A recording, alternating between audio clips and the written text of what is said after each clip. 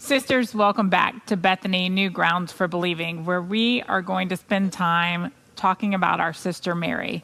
This was one of my favorite days. I loved getting to sit with Mary, to look at her life in the book of Luke and in the book of John, looking at 3 different accounts where Scripture shares some information about this sweet soul. And today we're going to dig into that a little bit deeper. I'm going to expand on it and just give you my little personal take on what I feel is such a woman of such deep, bold worship and an intimate presence. We see that Mary's position never changes. Did you get that? In every account where her story is shared in Scripture, she is positioned at the feet of the Messiah. Sister, this is important. She is either at his feet to learn, she is either at his feet to grieve, and she is at his feet to worship. Mary understands the power and the holiness of Jesus. And when she's around him, she can't do anything but fall at his feet. But it's not a fall that makes her incapable of doing things for the kingdom, herself, or even Jesus. She does this in so many ways. First, she has a priority to her, and this priority is a presence over productivity. She chooses the ability to sit in stillness and to receive from Jesus, not just to serve Jesus. And a lot of times we can get kind of tripped up in that in our walk with Christ. We feel like that it's all about kingdom building and that we're to love and to serve and to do all these things. And that's right. We are called to an action.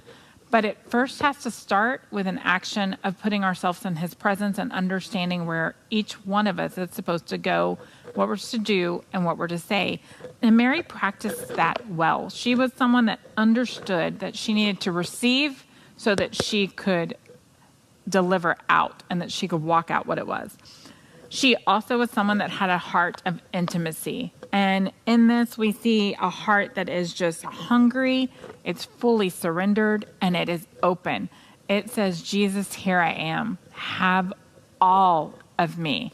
Isn't that amazing that we can just be in such a safe place with Jesus, that we can say, I'm here to learn, I'm here to grieve, I'm here to laugh, I'm here to worship.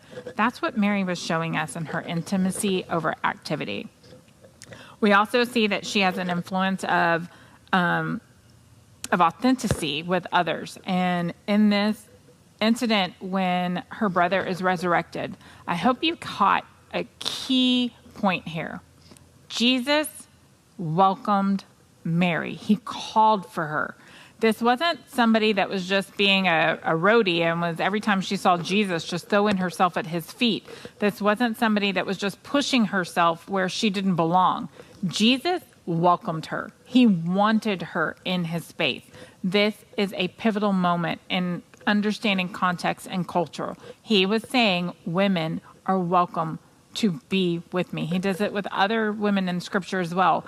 But this is Jesus, again, breaking cultural norms himself, and we have to pay attention to that.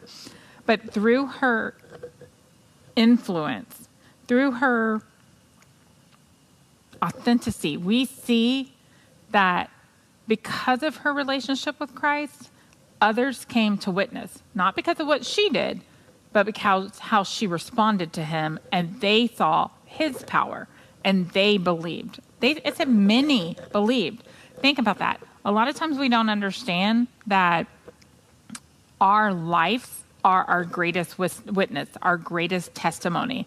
And that's something that Mary's teaching us here, that sometimes, even in that stillness, even in those times when we're just sitting at his feet because maybe there's nothing more we can do, like she was in her moments of grief. Or maybe it's a time where we just want to worship Jesus and thank him, like she was with the perfume episode. In this episode, that's where she was getting ready to almost anoint him and prepare him for his burial. She knew what was to come. She knew the glorious things that this man was about to do for us. And she wanted to honor him, to worship him with that. In these moments, people kept witnessing Mary and her love for Jesus. They kept following her and wanting to know what she was doing. I think we can't lose sight of that. We have to understand that this bold worship that she did sometimes could be misunderstood or not even fully able to articulate. But others, when they're witnessing it and they see it and they feel it, their lives change. Something happens here. And we have to understand that that's our moment to be influencers for Christ. And that's important. Today I want to ask you, what is Jesus calling you into that is going to require you to step beyond some expectations, whether they're cultural, internal, or maybe personal things that you've put that limit your walk with Christ? What does that look like for you? How can you be like Mary, bold in your worship, but having a presence of authenticity? What does that look like for you? How can you be a Mary in your world? I'll see you next week.